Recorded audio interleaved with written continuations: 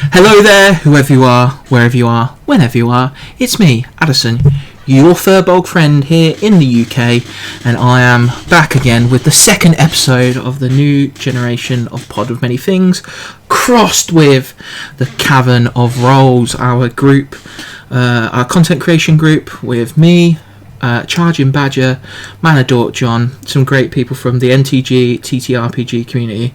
We're just pulling all our resources together to try and be a bit more supportive of one another and more efficient, because I often find, I don't know about you, Jeffrey, but I often find that I need people like in a group around me. I'm the person who needs the group in the group project. Absolutely. Well, I started, I don't know if you happen to see, the MTG creator community.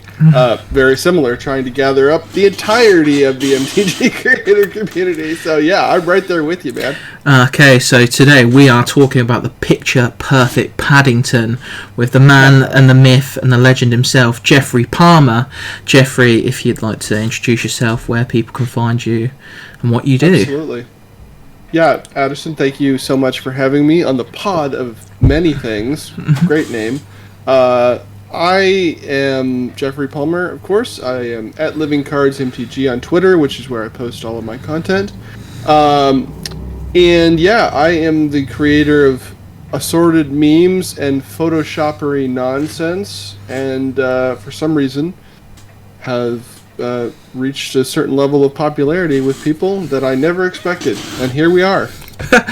It is quite funny. Like I do kind of live for like the daily or the weekly Paddington update. Like I'm like there, like, checking my timeline for it and stuff. So, and me and my friends often talk about like stuff. So yeah, obviously we're going to get into like the Paddington element, like so the usual questions. Considering that you're American, why Paddington? Yep. Oh, the children. the small bear cubs. Yeah. One second. You're fine. Is he all right, babe?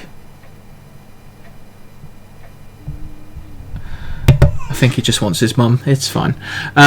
So yeah, we've all been there. We're obviously going to talk about like considering you're American, why Paddington, considering he's such like a British icon, etc., etc. Yeah. But first, I wanted to get into your background a little bit, because the skill that you show and the proficiency you show with Photoshop is like pretty severe. Like it's not like there's like blending and like texture changes and shadowing at times. So like how did that come back? Yeah, absolutely. So I started kind of getting into the Magic community. I don't know how much of my history you looked at, but before all this Paddington business, I was doing animations, and so I did. That was when I actually was doing a lot more like what I would consider work with the community, where I was doing like introductions for people's shows and just kind of freelancing all over the place.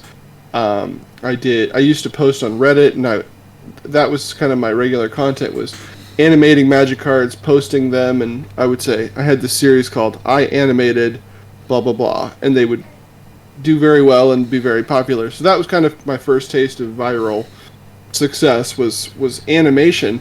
And as part of the animation, you end up doing a lot of photoshopping, because you need to cut everything out and then rebuild it so that you can actually create the animated style and be able to manipulate it in video. So that's kind of where I started doing that. My actual background is in graphic design and video animation. So I went to film school, but I spent a lot of my time not doing movies, because obviously you can't just go and do movies. You learn about them, but it's kind of tough. I never ended up getting into the film business, although who knows, someday maybe. But I did spend a lot of time doing advertising, which is what you can probably actually make a living at. And so that's kind of how I got my feet wet and started to get into graphic design and manipulation, and just kind of naturally evolved over the last, coming up on 20 years of doing Photoshop and After Effects and photo manipulation and video animation and all that kind of stuff. I did see some of your like early animation work, like because obviously I went back and I wanted you to talk about that, because like a lot of people now, like the newer people like myself, I'll admit, would know you as the Paddington guy, but like your animation is like really cool, like you say, like you animate cards so like they move and stuff like that, a bit like kind of like how they do like the AR stuff now, like but yours would be a bit more I'd say be a bit more intricate and a bit more like... It was like the early trailers for Magic. The set, if you go back and watch, they used to do Magic sets. That's how I got into it, was I was watching the set trailers and I thought, well, I could have a go at this. Have a crack, as you might say. Yep, have a crack at it. And I just found like, okay, this is really compelling. People seem to like this. But the time... It's very, very time intensive. You know, many hours to make an animation for a piece of content. So yeah, I was happy when I later found success doing something that I could do on a much faster. Yeah. Well, animation's like one of those things. So I kind of wanted to talk to you about this as well. It's like animation's like notorious on YouTube as like the most high effort, low reward content on like the platform, because like the algo doesn't like it. Unbelievable. It's like because even like those popular people like to say like Jaden Animations and stuff, they don't get nearly as much as like somebody who like uploads their stream highlights or reacting to stuff. I don't know, that's a bit of drama at the moment, I can imagine like when some of your stuff was really good, so like, but then obviously you've moved on to like, I'm not going to say simpler, because that would be insulting, but like you've moved on to it is simpler. It's fine to say. It's just a different thing. I've increased, lowered my time invested on one piece, but now I'm doing more stuff. So I do Paddington every single day. So it all adds up to be about the same. But yeah, I'm able to put out a lot more volume to get a lot more things in front of people. But yeah, it was cool. I'm glad I had that time. That was a different time in my life. That was before kids. I had a job that was pretty low effort. I was doing TV commercials, and I was on salary, and I would, if there weren't TV commercials to work on, I would just do Magic stuff. And so I kind of got in, and my fingerprints are still all over the community, which feels really cool. You know, like the Command Zone, and game nights, and all the intros and graphics and everything that I did for those people.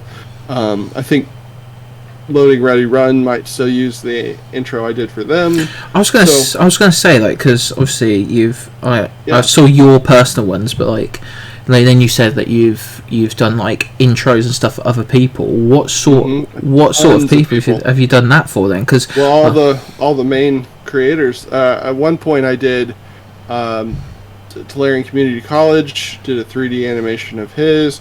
I did Magic the Amateuring, which then they changed theirs to Good Luck High Five. I think I did something there. Loading Ready Runs, their Magic Arm. There's like 3 animations with Charging Badger and all that when you watch their stuff. I did that. The most famous one I did for free, which paid off in dividends because they thanked me forever, was the Soul Ring intro of the Command Zone. I just made that where the ring spins and then it catches on fire and it goes from the newer Soul Ring to the older Soul Ring. That was their intro forever. And then I did a bunch of animated backgrounds for their podcast, and they thanked me at the end of every episode, which shout out to Josh and Jimmy, they're still friends of mine, which was very kind. I mean, even after I really stopped making new stuff for them, they would still always just say, and thank you to Jeffrey Palmer, follow him at Living Cards MTG on Twitter, and they just threw that in. So a lot of people, even years later, told me, hey, I first heard of you by the Command Zone. So that was really cool that kind of was an initial legacy building thing. That's so cool though. That's nuts, because when you think about like obviously where they are now, and like the circuit and like the show for Command Knights, and then like I can never say their name. I always trip over their name. It's like my tongue. Loading Ready Run. Loading Ready Run. Yeah, Loading Ready Run. Like they're like pretty close behind them. Like you've worked with like a plethora of like very, very big but also talented people, and like they're still your friends. Like you say. Yeah, every once in a while, I still talk to him. If I see him at events, it's always nice to say hi. So yeah, I always thought I was going to be the behind the scenes guy because I just never really had any content. I mean, I did my animations, but I liked doing stuff for other people, and I never thought of myself as an artist or a content creator. I never thought that I would really be making stuff, and then, until I found the Paddington series was really when people started saying, no, you're an artist and this is art, and forcing me to own that even though it's taking another piece of art and doing photo manipulation, it still counts. So I've finally come around after all these years, and I'll say, okay, yes. Have you met I'm a bit of an artist. Is it the 4 benchmarks of transformation or whatever? What's that? There's like legally in the US, I think they do it globally as well. There's like the 4 benchmarks of transformative content for fair use and stuff like that. It's definitely not fair use. I'm not trying to sell these. I would never try to do anything. I'll tell you a funny story. Gavin. The guy who's one of the head designers. Verhey. Is it Verhey? Gavin Verhey? Yeah. I think that's his last name, yeah. I've run into him just a handful of times. But I was always curious, do Wizards of the Coast know what I'm doing? First of all, I just assumed they either didn't care or didn't know. Come to find out, no, they do know, and they do really enjoy what I'm doing, because he said, they're great, they're wonderful, keep doing them, we love them, amazing, don't ever sell anything. And I was like, yes sir. Yeah. He just threw that into the end, like, don't sell t-shirts, and I'm like, yep, okay. Good shout. It's stepping on 2 IPs that it's definitely taking other people's art, and that obviously the Paddington stuff is all Paddington's like IP in the UK is like nuts. Like they do not like it being messed with. So I it's like a big part of London. I tagged the original account for all of the first series and never got a whiff of acknowledgement. Yeah. But yeah, it's fine. It's fine by me, as long as they didn't yell at me to stop doing it. So. No, well, that's amazing. Like you've got like this massive resume in the background, like that people aren't. And like your story about film school is quite funny, because I went to school to write, if that makes so. Like I did a creative writing degree. Like I wanted to get into publishing and stuff. And then what basically happens is you either get into copywriting, which is advertisement, or teaching. Or which is what I do, and then I think the funniest one was one of the most profitable. Do you guys have Dulux Dulux colors in the US? No, I think so.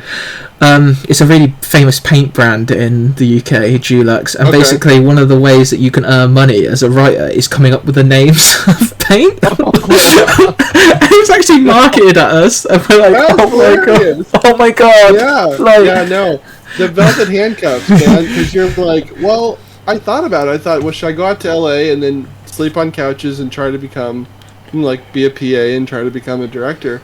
But as I was there, I found a gig and they were like, hey, just come do some advertising. And then you start getting a paycheck and you're like, am I really going to leave this? Yeah. It's literally that, like, I have like tons of story ideas, etc., and like I've spoken to like a couple of authors and stuff like that. And they're like, oh yeah, you're gonna need to give it time, rah, rah. And like, then I'm like, I'm a teacher. Like, there's that doesn't exist for me. Like, well, just to give you a modicum of encouragement, my mom was a teacher. She had an English degree, and then she submitted to a writing contest. This was in the 80s, and she won and got noticed, and then went on to publish 50 books and have a career as a successful author. So that's dope. That's so cool. It can be done. Yeah, it can be done. She's not like a millionaire or anything. She just made like a good living, like just like writing. We were always jealous of Mom because she didn't have to get up and go to work in the morning. She would start at like 10 o'clock and then be done by 2.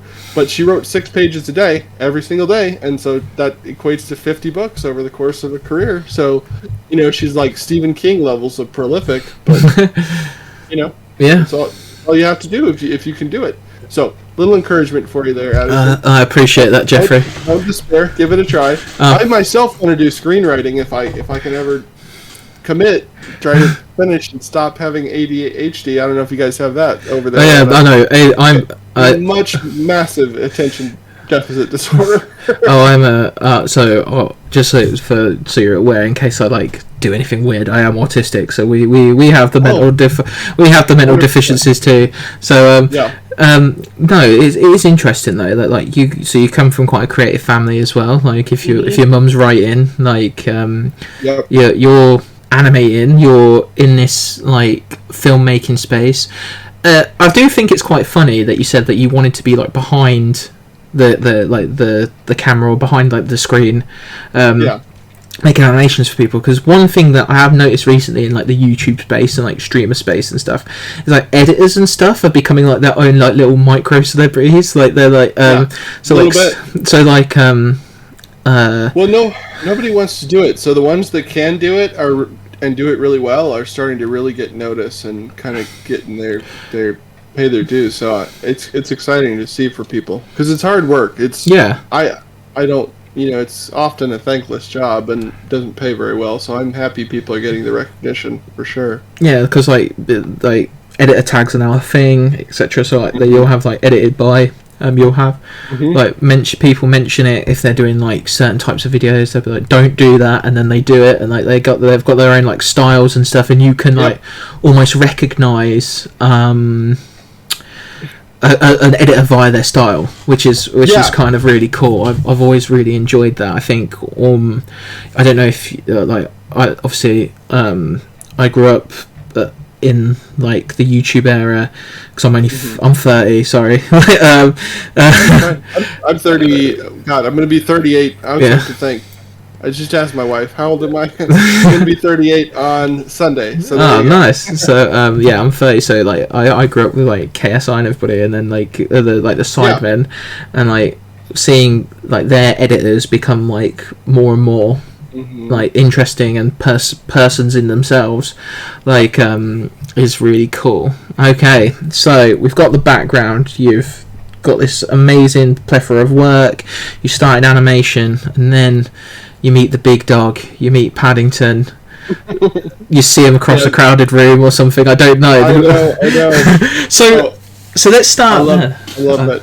You want to start at the beginning, the origin of that? Start at the beginning. Because I don't know if you know this, but Paddington is a British icon. He's a big part of the tourism in London. There's the whole station is mapped out and it's got a little statue of him. So how does an American guy take Magic the Gathering and go, you know what would make this better? A tiny bear from deepest, darkest Peru. Oh, darkest Peru. So, my relationship with Paddington began at 6 years old when I met him in London. Nice. Yeah. I went to London with my parents on the way to Africa because my grandparents were missionaries over there or something. Some kind of stuff. I don't know. But I got to go when I was very young. I have almost no memories of it. But we got some Paddington books while we were there because they were let's get, whatever the kids' book stuff is. So I read the Paddington books when I was very little. I think it was 4 or somewhere in thereabouts. So I remembered Paddington from my childhood. Then many, many, many millions of years later, there was another guy. I'm not the original person to start putting Paddington into other things. It's a popular meme, but one person out there, and I think he's British as well because he generally posts around the time when you would expect it. He's in the GMT time zone. Yeah, usually at middle of the night for me. There's this guy Jay the Chew. He doesn't do anything but post Paddington edits, and his is I edit Paddington into a movie, TV show, or video game, something like that. He has a very similar style. I copied it for Magic the Gathering. But he just puts Paddington as Paddington. He doesn't transform Paddington into the characters. That's the huge difference there. Because he does it every single day, including weekends. And he's up to nearly 900 of these. So he's been doing this for, like, what, almost 3 years or something like that. Yeah. So I saw that.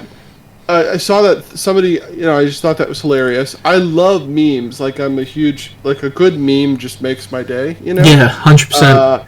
And so when I was, before I was doing Paddington, just a little more backstory, I used to do editing of people into things. I used to take Team Channel Fireball and edit them into, like, Mortal Kombat if they were doing a tournament, or, like, video games. So taking photo manipulating people into other things, or things like merging things together, has always been like a love of mine before I totally got into Paddington. But when I saw what this guy was doing, and I thought, that's so funny, what if I put Paddington in Magic the Gathering?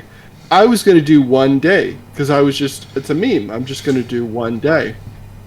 So I took I just did the most memeable Magic card, which is that Dreadmaw Colossus or something. Yeah. And I posted, and if you go back to look at day one, it's not amazing, but it's like the Paddington scene where he's in the bathtub and he's falling downstairs. So I put that little bathtub in, like, the water in front of the Dreadmaw. And it did pretty well. And I think it had like 75 likes or something, and I was like, okay, solid beam, solid effort. But I photoshopped Paddington Bear into a Magic card day one. And a lot of people started commenting, I'm so here for this. This is so cool. So I was like, I was not thinking about series. I was not thinking about long term. I had no concept of anything. But it came to day two, and day two was where the series was really born, because I thought, okay, if this is something that I might actually do more of, I gotta immediately see how far I can push this, because I don't want to do boring. I don't want to do safe. So I took the grossest, most visceral Magic card there is, of the one where the guy's spine is being ripped out of his back, and it's floating above. Yeah. It's an artifact. I know what you mean there. Yeah. Yeah, I'm blanking on it right now. It's just terrible. But I just put Paddington. He's like looking at it, isn't he? He's like, huh? He appears to be interacting in it. He's just going, And I always know. You always know when you post a piece of content on Twitter. I don't know. I'm sort of addicted to the viral thing, obviously, because I've been chasing it for so long. But I posted, and within seconds of posting it, it was like the stock ticker, like the likes started going up to the moon. And I was like, ooh, this is something interesting. And so I go to what I usually do. This is what I used to do on Reddit after I'd post my animations. I would post it, and then I go eat lunch, and then I come back, and it's like a Christmas present, and I get to see how it's doing. And it was like in half an hour, it was like 300 likes and tons of engagement, and I was like, what is happening? So I opened it up, and so many people had followed me. I couldn't fathom it. Like hundreds of people just that day followed me, saying, okay, we're here for the Paddington series. And I was like, what have I done? What have I gotten myself into? Suddenly people are showing up. So yeah, I just suddenly at that point was like, okay, day 3, let's go. Well, it took off. It is really interesting, because I've got the Ko-Fi link that you've recently done. You've done like an updated Ko-Fi link, and I've got it bookmarked because again, it's one of my favourite things. So yeah, it's like one of my favourite things because they're in order. So like you've got like day 3's like Yargle like throwing Paddington into its mouth. I love Yargle. I'm such an evangelist for all the weird like Yargle and Brushwag and Fibblethip. Yeah, these are like and Joven, the muscle guy. Yeah. These are the ones that I love. I've done Paddington of all of them, but I love them to death. But yeah. I think one of my favourite ones, the duress one, like the one where you did the duress art, where it's like got spikes around him. Yeah, I'm very proud of that one. That was where I started really going, okay, if you're gonna do this, like put some art to it. So I started doing like the shadow of the pieces in front of his face, and like really trying to color match and sync the Paddington into the scene so that it tricks your brain. Like when you look at it, it almost looks like it always was like that. I don't want Paddington to stick out in any way, except that your brain goes, "That's Paddington Bear!" Like, what the hell? Yeah, and I think you see that slowly take form. So, like, obviously the spinal one, it's a bit like he's just like looking at him. It's almost like in a museum piece. Like he kind of sticks out because he's not supposed to be there. That's the joke. But then as you go through, and like the Yaga one's a bit like, oh yeah, he's just throwing him into his mouth. Like that's funny. But then as you go through, there's like him on horses, him like taking his hat off to like signal people. I think one of my favourite ones is the one where there's everybody and he's like shocked, like you've put him in the crowd and he's like and like it's just so funny. Like I'm genuinely like here, like I want to put this on a playmat. Like the prime time one is so good. The prime time one is there's so many good ones. So like you laugh if you saw my Paddington images folder. I have, because that's what happened. Like at first, I was just going to do like the other guy was doing and take Paddington, and he will be Paddington as himself in the cards. But then pretty quickly, I was like, but wouldn't it be so much funnier if I pretended like it was a cosplay thing? And Paddington. That's the best way to put it. That is so... Yeah, like that's what I've even said that sometimes. I say today Paddington is cosplaying, whatever. But like actually replacing a character or transforming a character into Paddington, that was, I think, really when I started to distinguish what I was doing from what had been done before, and those popularity took off of, especially when I started turning dragons into Paddington and like really breaking the form all to hell. Yeah, you've got one of my favourite creatures. Like I'm still trying to figure out a way to get this guy in a commander deck, like as the commander. But you've got Phaenax, God of Deceit in here, and that's like one of my favourite ones. I'm like, that one's so good because like you're not even. Like, it could be easy to just put his face on things. You could just be there like, right, there's his mug, have that. His hands. Yeah, you've got his hands in like the right position. Like one's a fist, because like obviously there's that Art of Spiteful Blow, which is, I think is what and then there's like the one that's up, like, and it's just like, the deflecting palm. Yeah. That blew a bunch of people's minds, yeah. That is so good. Everyone those especially those ones where it looks like it's very seamless. Those are usually like 4 or 5 different screenshots of Paddington stitched together to get that pose. Like that one, the Curse of Verbosity one is like amazing as well. It's so casual. It's just like he's there and replacing the hands, and anything that isn't Paddington, I turn it into Paddington. Yeah.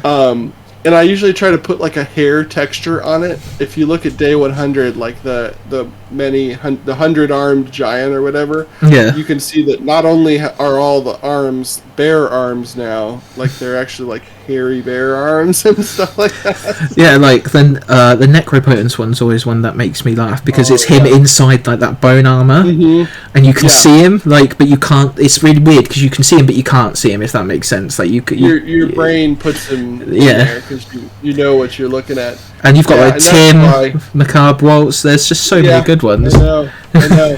Yeah, that's what I didn't realize it at the time, of course, but that's what Series 1 became.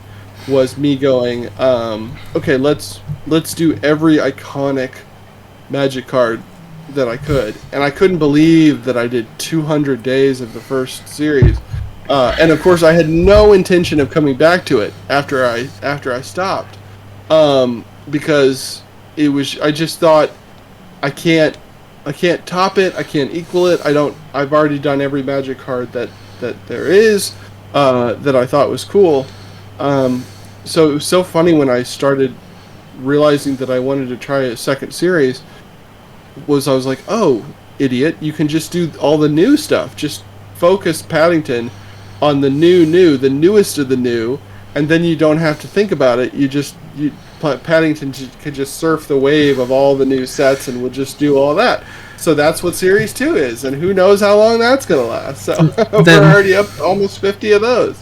Yeah, it's like nuts. You turn the little book artifact commander into him as a like the ones where I really got the most creative with, those were the ones people respond, where I took him so far out of the mold.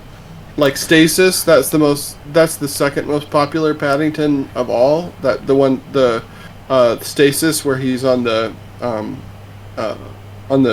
scale, and it's just such a very weird abstract magic card. Yeah. Anyway, but then I was able to seamlessly put Paddington in there and take the painted style and cover Paddington with that.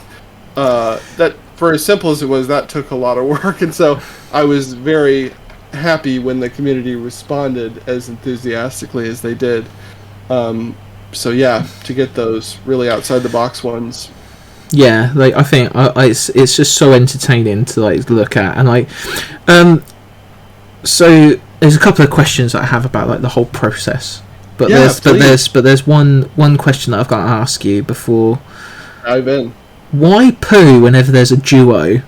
Like, oh yeah, that's so funny. Because you've taken again another British icon. You're just like iconic British bears. So here we go. Yeah, I think I'm British at heart. I'm obsessed with darts and like I love it. No, I don't know. It was so funny because the Pooh 3D, the movie, I think it was called Christopher Robin. I don't even think I actually saw it, but I knew that there was a 3D version of Pooh that sort of fit with the Paddington style. So when it came time to do a duo card, I thought, what if I made it Pooh?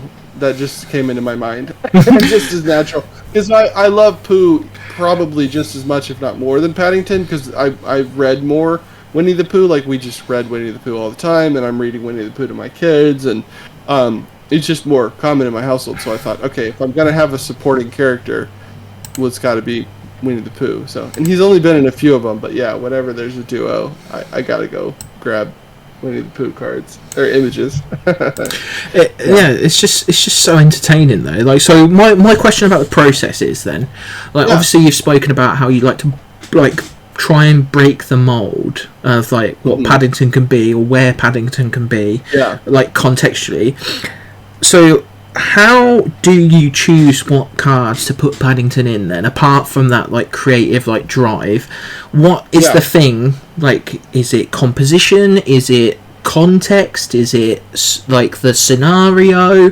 What makes you go, I need to put him here? This has got to be a Paddington. Well, initially it started with, I wanted to just do the iconic magic cards. Like, I want to take cards that are really well known to people, because I think they'll respond really well to like knowing what the card is. So like, if you don't know what the art is, then it sort of takes you a minute to like appreciate it. Now where I'm at is I can just put Paddington in anything and people get it because it's so established at this point. But initially, when I was working on kind of stitching the two together, I think that I was just drawn to the iconic cards. But as I went along, I wanted to challenge myself, because I started seeing cards that would come through that were very stylized, like really wild. Like there was a saga that I'm really proud of, Braids, the Braids saga. Crazy looking.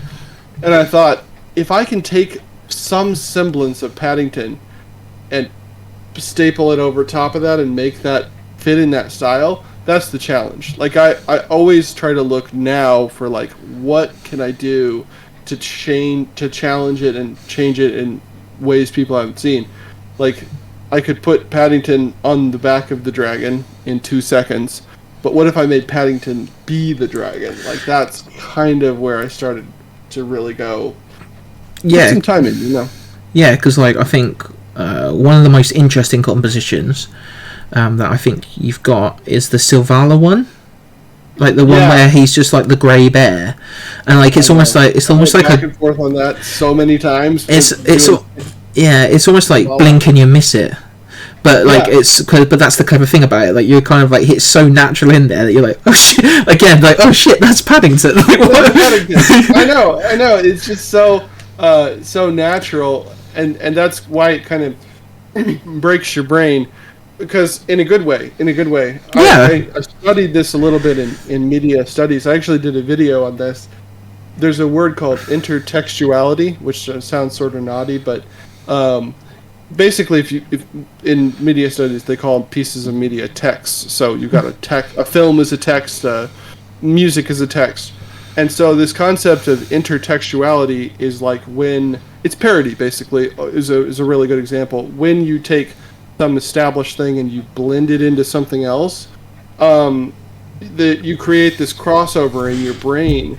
And in my mind, that is like opening up new pathways in your brain. It's like I'm forcing you to take two things that are very separately normally and look at them together, and your mind kind of has to freak out and figure this out. And so I think, I don't know, it's making you smarter, is my to look at Paddington.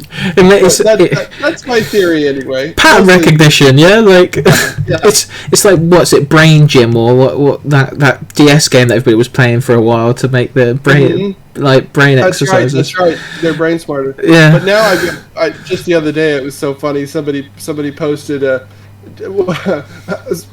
I saw a piece of new art here. Let me find exactly what they said. It was only a day or so. Every time I see art posted, I immediately try to find Paddington. What have you done to me, Jeffrey? I know, but yeah, you do sort of start to see it filtered in a new light, especially if it's something that vaguely resembles Paddington. Or your brain puts the rest of the pieces together. I find like reprints of cards that you've done. Of obviously the Sylvala has recently been reprinted, and I was like, okay. Oh, the bear's not. Right. And then I'm like, no, idiot, Jeffrey's the one, because of the fact that I like that image so much, and like I think what's the other one that I kind of did that? I think it was It's one of the ice ones. It might be either Thing in the Ice or the one that turns into Merit Lage. I'm like there, like, why doesn't that look right? And I'm like, no, because there's no bear. Just randomly waiting to. I love that Thing in the Ice one. There's a few of mine that I just look at them and I'm like, that was really good. I think. Like, if I was to rate the ones like on Ko-Fi at the moment, like from series season 1, I think the top one is probably that deflecting palm one, because it just looks so crazy. Like you also forced people to realize that there were bones smashing out of that guy's hands. A lot of people didn't notice that. That's the other secret thing that I'm doing. Is I'm getting people to look at more pieces of art, and that will always be a noble aim of mine, because I am a huge fan of the art and the artists. Yeah. And thankfully, I've never had an artist react negatively to something I've done, animation or Paddington. They've just always been like, that's so funny, I think that's so clever, hilarious. A lot of times they'll repost it on theirs, thanks for the laugh. I've never had an artist go, you've totally ruined my art. Yeah. No, that's you hope not, because like. Oh, it was a huge fear of mine, because I don't ever want them to think I'm diminishing it. It's out of love, your piece of art is so beautiful that I want to try and, make a parody of it, kind of like a Weird Al thing, Yeah, I think because like you said, like you notice new details, like the curse of verbosity one, like like you notice how much they don't. How much the other characters are like reacting, like you don't realize that because you're. I know it there. Yeah, like you because you're drawn to that guy in the middle, and then you realise that everybody kind of like hates this guy, like everyone, and so many good details in the art. Yeah. Like I think the Fibblethip Lost one's funny because you made Paddington with Cyclops. Like you made him. I love Fibblethip so much. I relate to Fibblethip, and because it just sort of looks completely lost all the time, and I'm like, that's how we feel. That's the one of him Savage Beating or whatever, the one where he's actually punching a bear. Oh yeah. People were demanding I do that one forever. You know, like please do Savage. Yeah. So finally, and then I think, so my favourite three, I think, my top one's probably the Deflecting Palm. Prime Time's probably my second favourite, because I just like the way, like, because you even get like the hue right of like the like the lighting and everything. And then I think my third one, and it's out there, I think it's because I've got a Pirates deck that I use, is Lannery Storm. Love Lannery Storm. Like, so the fact you've got Lannery Storm just there, and it's just Paddington like, hi ho friends, tally ho, let's go. That's where I'm allowed myself to kind of say this is what an artist does, because I really do spend a lot of time sitting Paddington into the card, and it looks like a sticker, you know, when you first put it on. And usually I do that, like I'll put the head on there, and then I'll just see, like, is this funny? And sometimes I start laughing like crazy, like, yeah, I should record myself, because I'll just put it on, because I can see what it's going to look like at this point. Like, that's just something I've developed over the years. But I'll just put the head on there and just like, okay, this works, this is hysterical. And then I spend all the time blending it in and taking the original card hue, because art is very tricky. Like, there's no black in art, like the color black. It's like nothing is ever pure black. So like, and then you've got this CG character that's very, very realistic for what it is. You know, lots of texture. Like Studio Canal. I mean, if I ever got to meet them, I would that'd be like the highlight of my life. I have tremendous respect for VFX artists.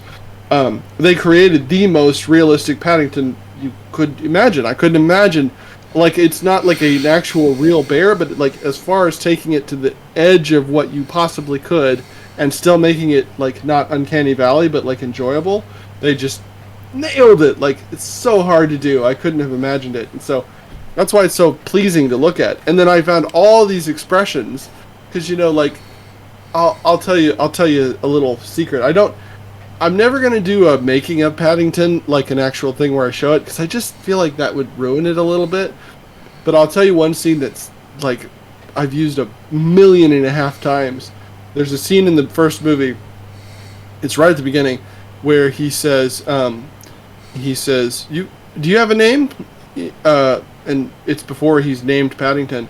And it's when he sat on the table. Yeah, and he says, yes, I have a name. It's and he roar like this. Yeah. Freeze.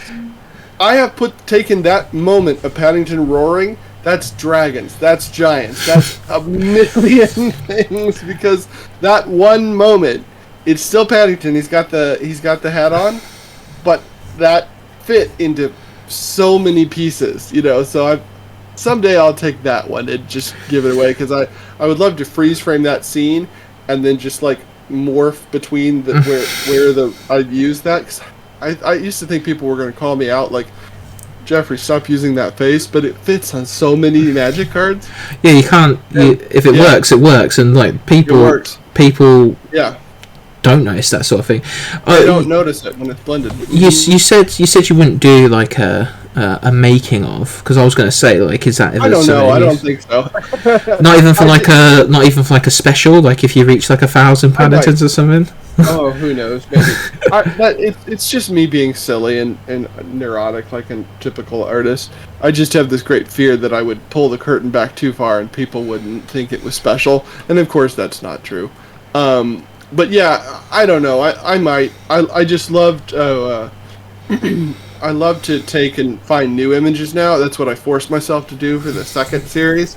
I said, okay, if we're gonna get back into this, new folder, dove back into the trailers, dove back into I've visited the Paddington YouTube channel so many times, I'm sure the FBI has a file on me, like, what is this guy doing? Why is he watching this so over and over and over? This guy. But, like, fortunately, in super high definition, they have put basically the entire movie in various clips, both of movies, which are both amazing. Yeah, they are both really good, really randomly really good films. Good films, just like great.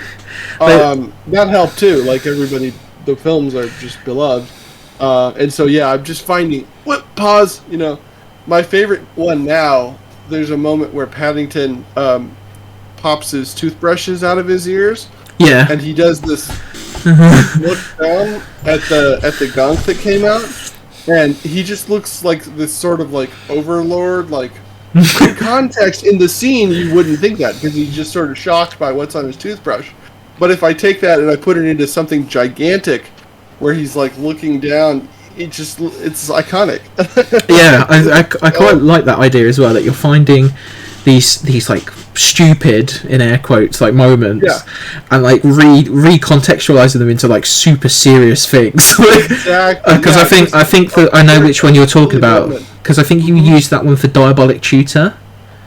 Do you? Yeah. So like Diabolic Tutor, Evil Devil, Pentagram on the head, all that jazz. Yep. Like, yeah, and like seeing Paddington in that way, and now that you've said that scene, I'm like, oh my god, that is that scene. I think, and like that's so dumb, but like in the if you really start to watch the movie and then go look at them, you'll be like, oh, that I kind of know where that's coming from. Yeah. So, but yeah, no, I've admired it for a while now. Like, I think I was one of those people at the first time when you first posted it, and I was like one of the first, like, yo, I am here for this if it's happening. But I'm so glad, and just the response, I can't believe it. You said you talked with your friends about it. I just wanted to mention that. That's why I'm still doing it, because people. Like, it even makes me a little emotional. One guy wrote me and said, I have a friend who I don't really... I have trouble finding things to talk to them about, but they're my friend, but they're kind of in their shell a lot, because I guess there's some trauma or something. But I send them your Paddingtons every day, and then that opens a dialogue with that person. And I was like, that's unbelievable, you know? Like, yeah, that's like something people can relate to. These nerdy hobbies we have, like, and some people will look and like be like they're silly and whatnot, but like one of the reasons I got into like tabletop RPGs and like D&D was I used it as like a tool, because I used to work with special educational needs kids, so I used to like teach like lessons using D&D, so like moral lessons, so and awesome. like social lessons. So like having those. People don't realise that actually how helpful these can be for people, like these silly little things. So I and like we talk about it sometimes. We're like, have you seen the latest Paddington? And so amazing. People share them on their Discords and all that. And we like go, what would you? We speculate on like what's coming next or what we'd like to come next, etc., etc. So like, you know, like you have a profound effect on people and they love what you do. However, so you keep going. Please. I was just saying, I'm so appreciative of that. I do feel it. Sometimes I feel it's hard to describe when you put something out there that a lot of people are reacting to. I just sort of kind of do feel it a little bit. I'm like, there's some smiles happening here. I put something out that's, you know, it's not changing the world, it's not making the world a better place for all, but there's a little shift. Yeah. And it echoes back to me, and I just think it's such a good feeling. It's a little bit of joy. It's a little bit of joy. A little bit of joy, and it costs nothing. We should talk about that at some point, about the content creation angle of, you know, what I'm doing from because I have a lot of pointers I can give you if you're interested in content creation. What were you going to ask? So my thing is though, like, so you've obviously like pitched your tent at Magic the Gathering. But have you ever seen the film From Yesterday? It's the one where the Beatles disappear overnight by accident. Yeah. Like, I didn't see it, but I saw the trailer. Yeah. So like, imagine, right? We're going to do a From Yesterday moment, but it's Magic the Gathering, but you still have to somehow, like, you're still somehow Geoffrey Palmer, the guy who makes the Paddingtons. Yeah. But like, you now have to choose a different franchise, a different horror movies. Absolutely horror movies. I love horror movies, and I put Paddington. See, this is the problem. There's the other guy I was telling you about. He's putting him into movies, so I felt like I didn't want to step on his toes a little bit. But I put Paddington into that movie Insidious. There's this scene where it's like one of the scariest jump scares, quote unquote. Like they put people up on a heart monitor and they tested what's the scariest movie moments of all time, and that was one of them. But it's where that little evil devil clown is like leaning out from around the side of this guy, poor Patrick Wilson. So I put Paddington in there. Like, I would definitely do that a million more times. Like, that's pretty cool. I and say the opposite then from yesterday scenario again. Okay. However, Paddington disappears, but you've still got to put a character of some sort, and I'm gonna make a caveat because you've said about Pooh Bear, so I'm gonna say that for some reason Pooh's not available either. Like, yeah. Oh man, it's so tough because it's such a character that I identify. Probably, maybe I'd pick a different Magic character, but then I would only have probably one or two angles from him. Oh, it'd be so tough. I don't know. Who would you see? I think I don't know why, but I think it recently went on Amazon Prime, and as I was like leaving, so I've recently just moved schools in my job, and as I was leaving, one of the kids in one of my classes was obsessed with the Lorax, and like would genuinely bring it into everything, no matter what we were doing, right?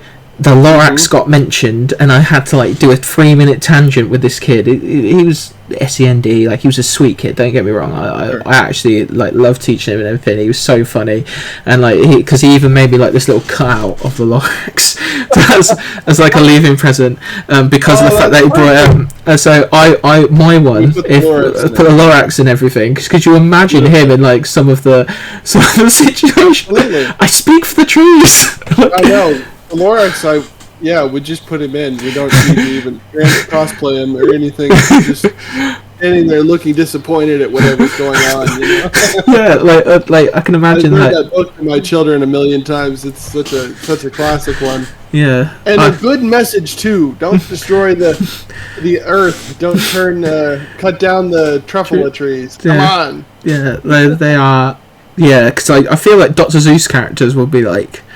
If there was like I love Dr. Seuss a more 3D like Paddington and like the Lorax and like Horton Hears a Who, like I hope the ones from the art would be quite hard to like bring in. There's my favorite Dr. Seuss book is that one where he meets the pale green pants with nobody inside them, because it's like such a horror movie story, and like I've read it so many times. It's like this person is classically like insane. There's so many great things, and like then this guy just putting his arm around this empty pair of pants. It's so mad. It's so insane. I love it. I'm obsessed with it. Rocket in My Pocket is like horrifying when you think about the fact that this kid is just going through his house and there's all these like monstrous things.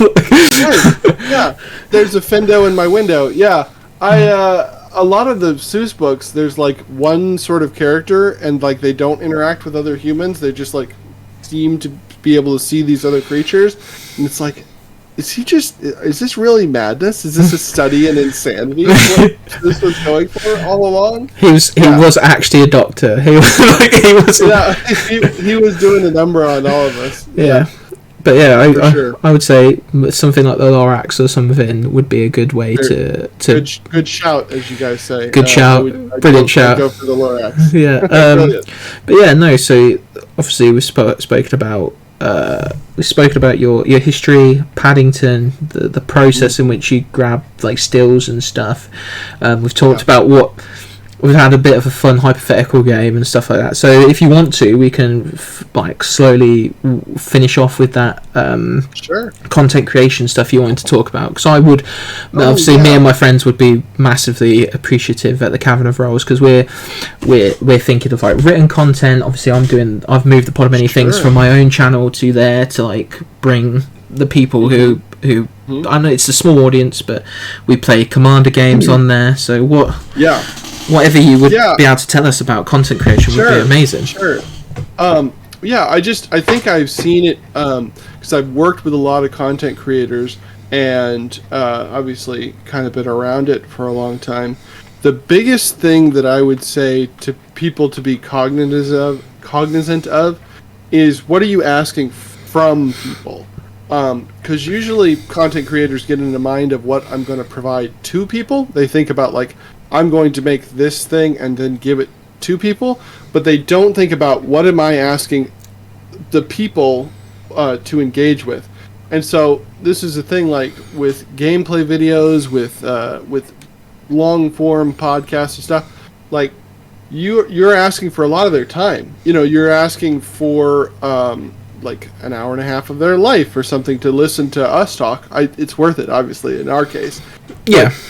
But you need to be cognizant of people, of what they're giving up to engage with your content. So sometimes people say, well, I put all this effort in and I'm not seeing the results. And I'm saying, well, you've made a 2.5 hour unedited Commander gameplay video, and obviously you put in all the cards and you put in all the stuff, but it's too much time. People just aren't willing to give that to you. So start smaller.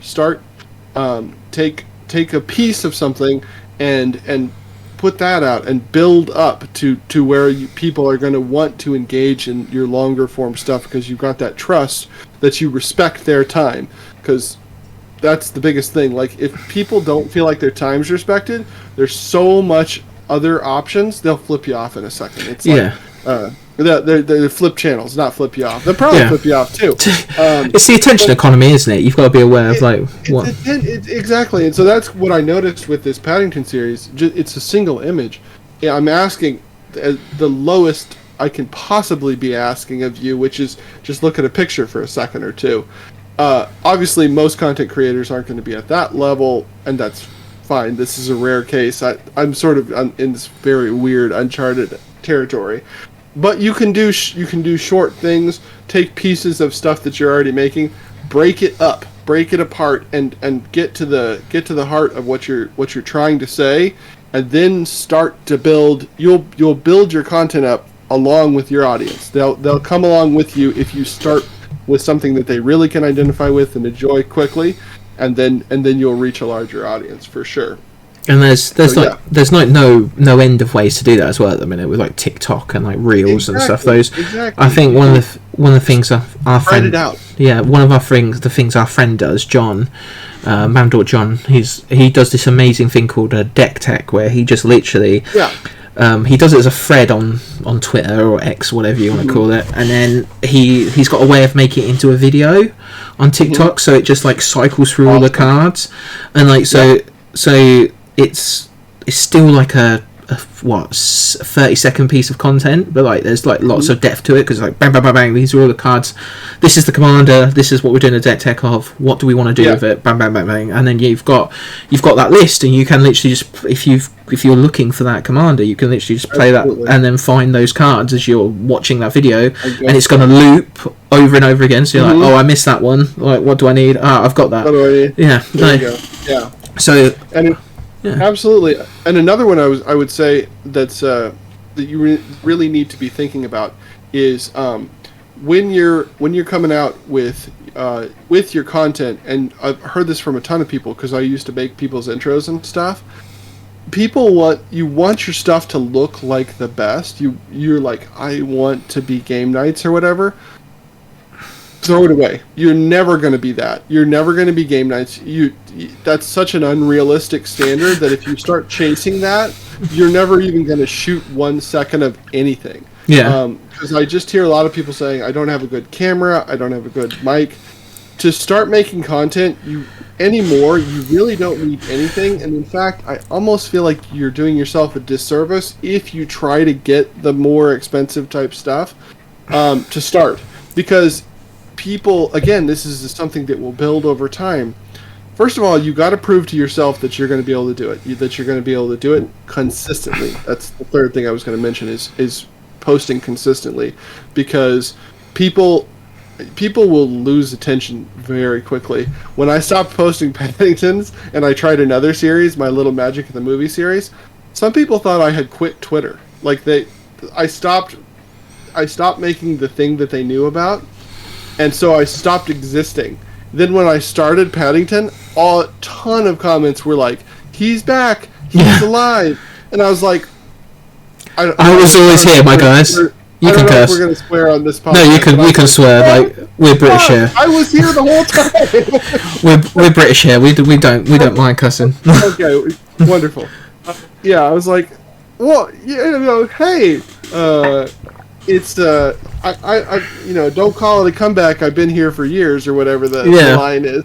Yeah, but it's like, but that was a lesson. That was a lesson to learn. Like, if you're gonna start building yourself as a content creator, don't burn yourself out making the most polished, beautiful piece of gameplay content that has ever existed, and then the second you put that out, it's going to exist for a day, 2 days, 3 days, and then it's going to fade into the ether, and you've got the engagement that you've got, and I hope it was good, but then you're going to have to do it again, and if you set yourself up to do too much, you're going to quit, and you're going to you're never going to do it again.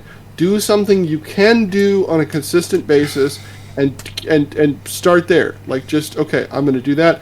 Then, if you're going to build and grow, you'll get better at it, so it'll get faster.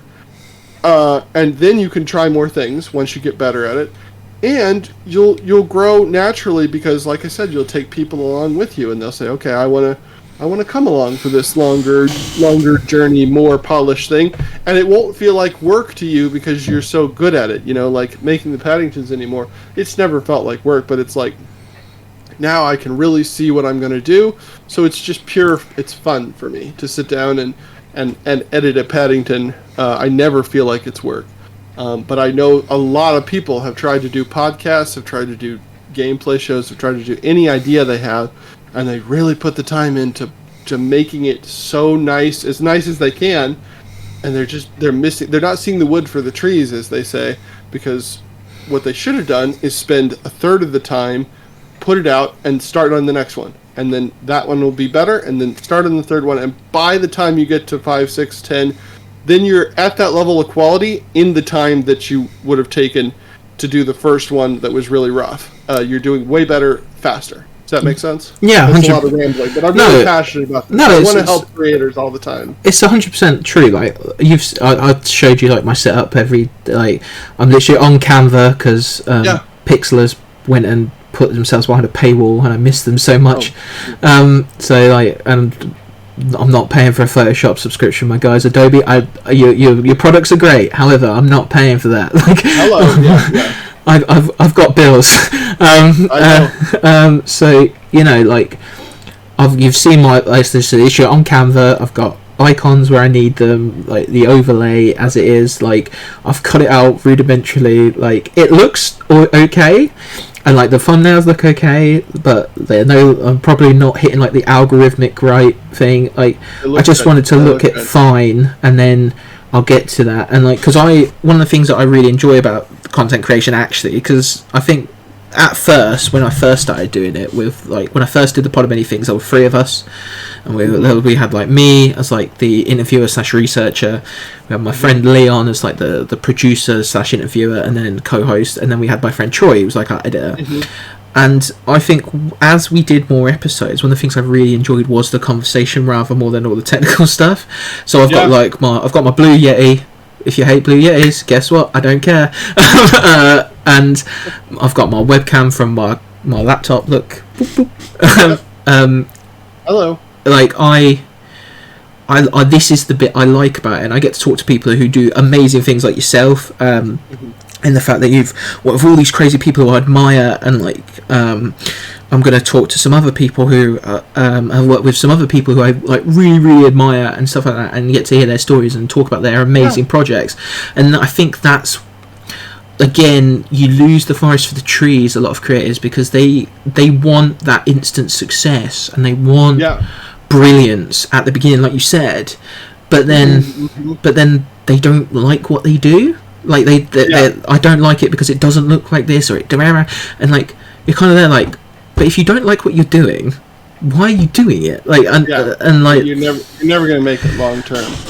So like, I will admit, like, consistency is probably my worst thing, because of the fact that I need, and one of the things that I'm really grateful to Gareth Badger coming to me for was for the Cavern of Roles, like, creator group that we're making.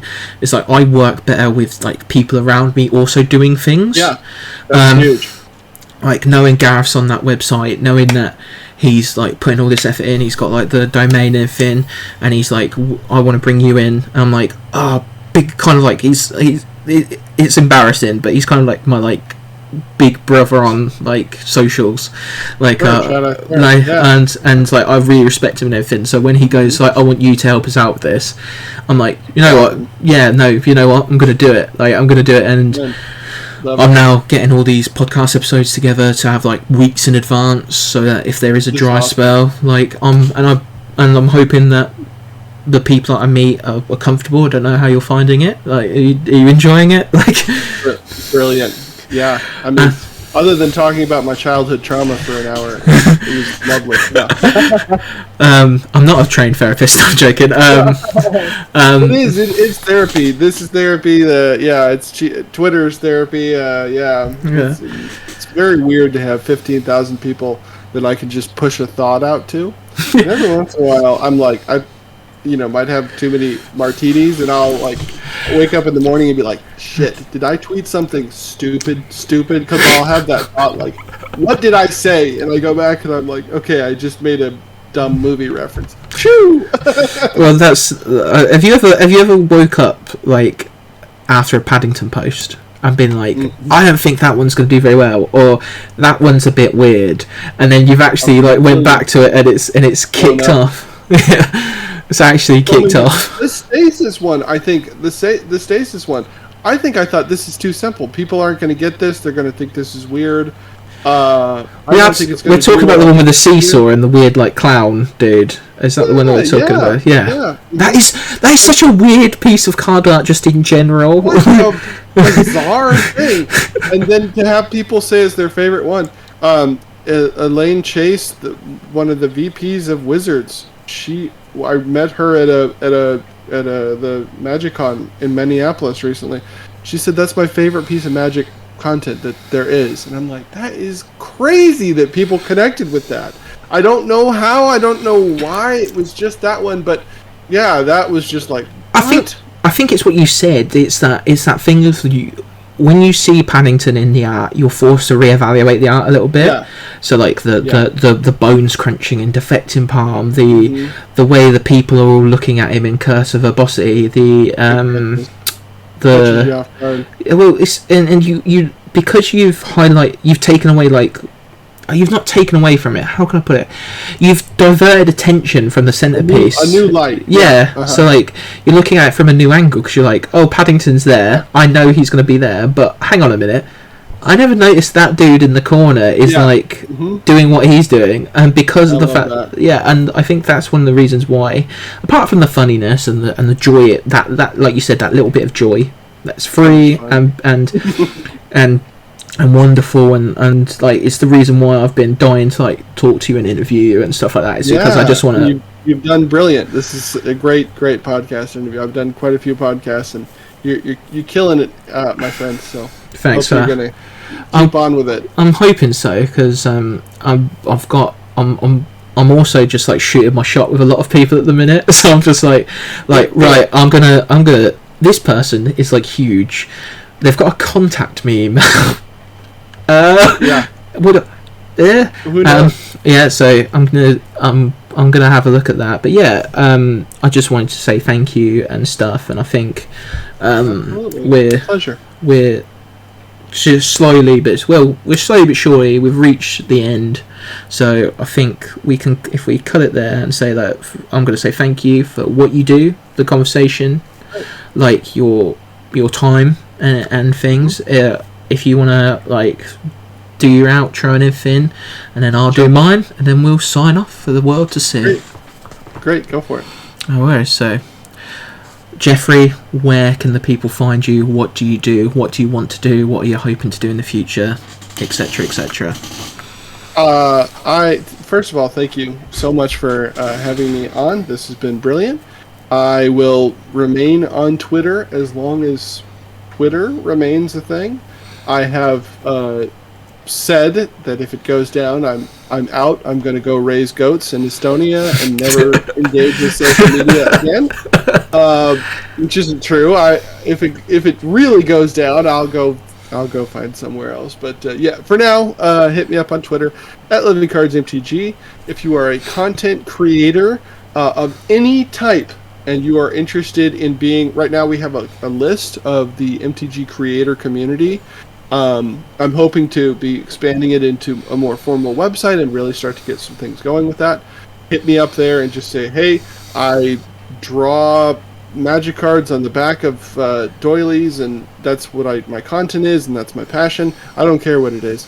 It's the Festivus for the rest of us. I'm just collecting everybody who's making any kind of content and trying to put them together so that people can find each other, first of all, and then trying to support each other by lifting up smaller creators and highlighting anybody who's making cool stuff, because there's a lot of us that are just kind of just out there in this sea of the community. It feels like a small community, but then sometimes it feels like such a huge community. So hit me up if you're a content creator, and if you're looking for some new stuff, visit my Twitter page, and you can find numerous posts about the MTG creator community, and check out the list to find some new content. But that's where I'm at. Build bigger tables, not bigger walls when you're successful. Like, wonderful. Well said. Like, no, that's really good of you as well. And obviously, I have been Addison. You can find me at FurbolgFriendUK on Twitter, Instagram, Threads, all that jazz. You'll find this video on the Cavern of Rolls YouTube channel now that Pod of Many Things has moved over to the Cavern of Rolls, and you'll find it as the Pod of Many Things on Spotify audio wise if you don't have the time to sit and watch it on YouTube, which is fine. But as always, whoever you are, wherever you are, whenever you are, I hope you're safe, I hope you're well, and I hope that you carry on enjoying Geoffrey's work with the Paddingtons. See you in a bit. Bye. Bye-bye.